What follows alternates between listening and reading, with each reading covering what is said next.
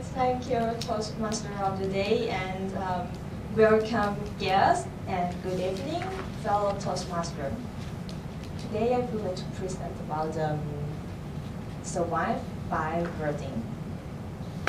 When I was really young, I think that everybody in this world speak only one language, which is Thai language.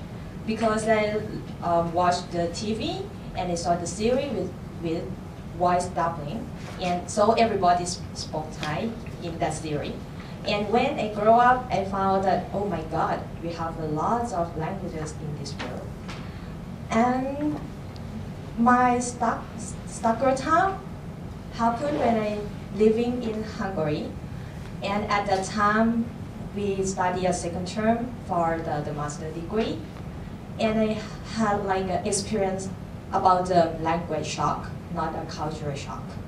Because my class in English, my communication language with my classmates also English. But we are living in Hungary, Budapest, and Hungarian language is one of the most difficult language in the world. So we cannot speak Hungarian. And beside that, I share my apartment with Latin American friend. So they mostly spoke Spanish. Every morning I woke up and I heard like a Spanish word. And beside that, we also have a German class because it's like one of the class that we have to accomplish.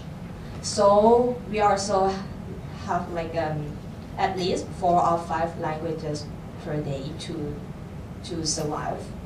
And then I'm thinking that if you would like to be happy in the environment that use many languages, you have to act like a local people. And it's not necessary that you have to speak their language fluently, but just pick up some wording and you can survive by just only some word.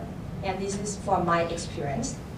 First of all, it will be word for daily life. The word from daily life can be start from yes or no.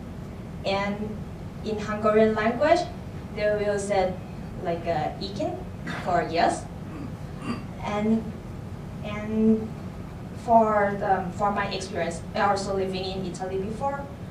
And for when I went to the shop to buy something, I cannot say that much.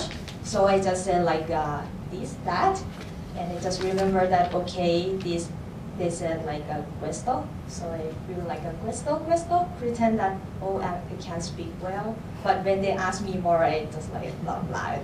I don't understand you. And for another example, that when you are in Italy, when you take a train, many people will put their stuff on the empty seat, and you can ask them like, can you sit here?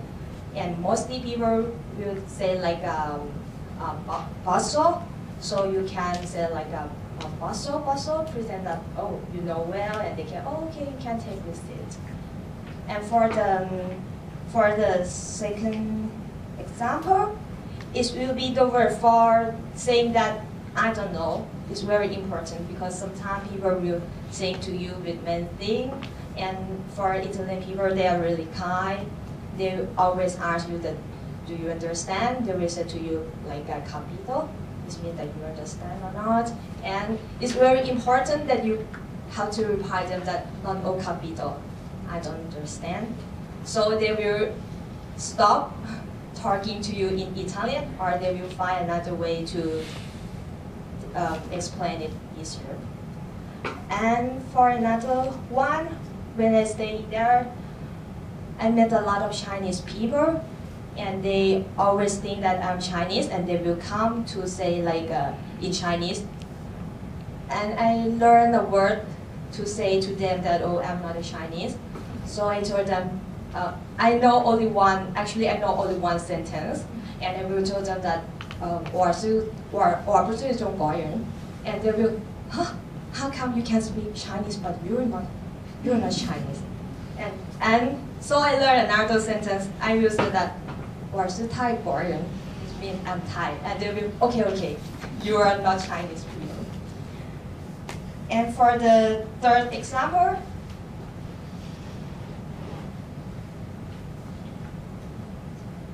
it's about politeness. I think it's very necessary when you're living in the different country. You have to know at least how to say thank you. And for the Hungarian word to say thank you, they will say kosonom. And it's very easy to remember, so every time we went to some shop and we will say like a kosonom to the shopkeeper. And for the politeness, it's also necessary.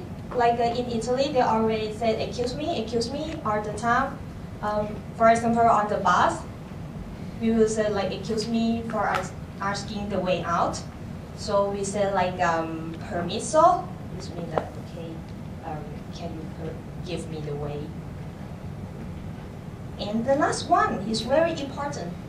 Help. Sometimes you need help from other people. For example, like when I took the train with my big luggage and I look around for some help. And one time I saw one Italian guy stood next to me and he would like to offer me his help, but he cannot speak English. But I can catch up the word that he said something like a mano. So it means that he would like to give me a hand. So it's quite important that you know some word that you can understand what they are going to do with you. And that guy is really kind, he helped me with my luggage. So this, from my experience, is really important that you know some word and then you can survive in the different country with more enjoyable. Thank you.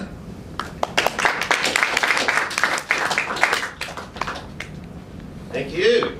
Well, that's some good